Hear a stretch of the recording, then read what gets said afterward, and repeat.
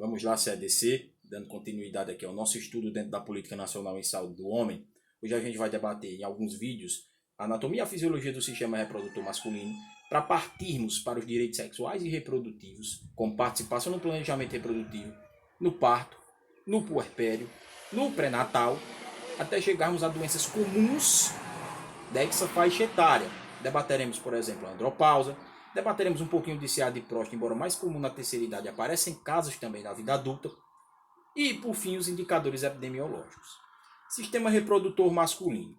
Ele é bem mais exteriorizado do que o feminino, composto por testículos, epidídimos, túbulos seminíferos, canais deferentes, vesículas seminais, células de Leydig, próstata, uretra, pênis. Vamos às funções. Testículos são glândulas mistas ou anfícrinas, ou seja, funções exócrinas, lançamento de produto fora da circulação, e endócrinas, lançamento de um hormônio na circulação. Os testículos se situam nos sacos escrotais, um em cada lado. A função endócrina é a produção do hormônio testosterona, que define os caracteres secundários masculinos. A produção nas células de Leydig. A testosterona define uma voz mais grave, uma quantidade maior de pelos, uma musculatura mais desenvolvida.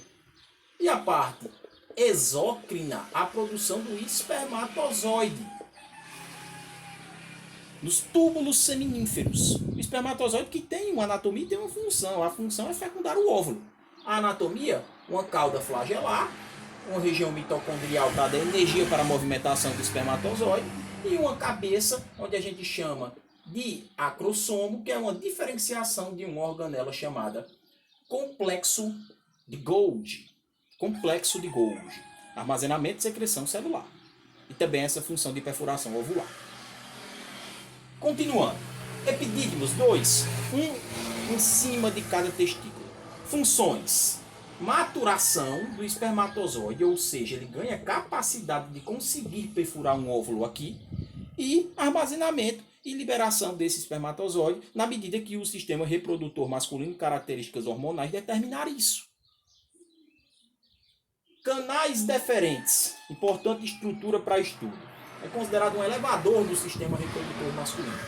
Os canais deferentes, eles saem dos epidídimos, percorrem região abdominal, descem, levando conteúdo espermático até a uretra. Os canais deferentes realizam, trocando em miúdos, o transporte de espermatozoides. Na vasectomia, que é um método cirúrgico oferecido pelo SUS e também por clínicas particulares, feito ali no consultório médico, em torno de 20 minutos, no mesmo dia o cara vai para casa, pronto para trabalhar, pronto para estudar. A vasectomia consiste no corte do canal deferente. Cortou, o espermatozoide fica na via de baixo.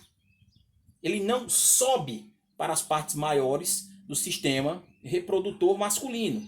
Ou seja, o sêmen liberado não contém espermatozoides. Agora é importante esclarecer para o homem que requer ainda entre 20 a 35 ejaculações para limpar os canais reprodutores e a realização de um exame chamado espermograma para verificar se realmente ele está estéril, incapaz de fecundar.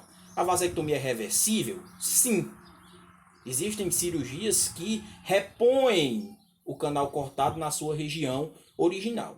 Agora, a eficácia desse método vai depender bastante do tempo de realização da cirurgia quando comparado à realização do primeiro procedimento. Então, os canais deferentes fazem esse transporte do espermatozoide. Vesículas seminais. Vale a pena salientar que a vasectomia é um método bem mais simples quando comparada à laqueadura, que é uma cirurgia. Então, a gente tem que colocar na cabeça do homem esse importante dado, essa importante informação. Vesículas seminais, importantíssimas estruturas, são duas bolsinhas que produzem o líquido seminal. Esse líquido seminal, ele tem um conteúdo espesso. E esse conteúdo espesso, ele tem um pH alcalino. um pH básico, ou seja, maior do que 7, com mais íons OH- do que H+. Esse pH favorece o transporte, a movimentação do espermatozoide e também propicia que ele resista ao pH ácido da região vaginal.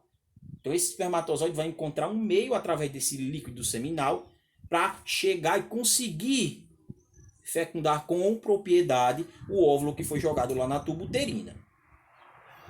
Próstata. A próstata é uma glândula que mede cerca de 2 a 3 centímetros com um peso em torno de 30 gramas. A próstata ela fica na base da bexiga. Por isso que quando formos estudar o CA de próstata, vocês verão que tem muita sintomatologia urinária mediante a inflamação, mediante características tumorais ali naquela glândula. Então a próstata na base da bexiga tem um tamanho, um aspecto semelhante a uma castanha de caju. A próstata ela tem por função também produzir um pouquinho de um líquido semelhante ao seminal, que também tem um pH alcalino, que também vai favorecer a movimentação e a fecundação, protegendo o espermatozoide do pH ácido lá da região vaginal.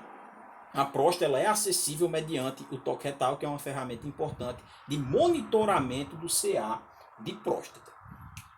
A uretra ela apresenta por função conduzir o sêmen ao meio externo. A uretra faz parte tanto do sistema reprodutor como do sistema urinário. Sistema reprodutor passando o sêmen e urinário passando urina. Lembre que ou passa um ou passa outro. O corpo é inteligente. Nós homens sabemos a dificuldade que temos para urinar quando estamos excitados. Porque se estamos excitados, o corpo entende que naquele momento é para passar sêmen, não urina. E vice-versa. Na mulher, a uretra pertence apenas ao sistema urinário. Não pertence ao sistema reprodutor. A uretra, ela percorre o pênis, indo até ali a glândula para poder fazer a expulsão desse conteúdo.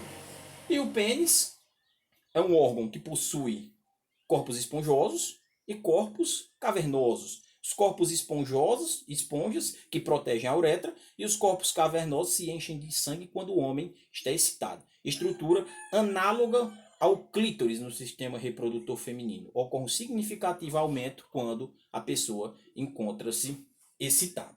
Então, revisando aqui, em 7 minutinhos eu consegui repassar basicamente toda a explicação do sistema reprodutor masculino. Testículos, parte endócrina e exócrina, testosterona, espermatozoides, testosterona, caracteres secundários masculinos e espermatozoide, fecundar o óvulo. Epidídimos, armazenamento e maturação do espermatozoide. O espermatozoide ganha o poder de conseguir fecundar um óvulo aí. Canais deferentes, levar os espermatozoides para outras vias do sistema reprodutor, é o cortado na vasectomia. Vesículas seminais e próstata, funções semelhantes na produção do líquido seminal e líquido prostático, que caracterizam um pH básico para que o espermatozoide resista ao pH ácido da região vaginal.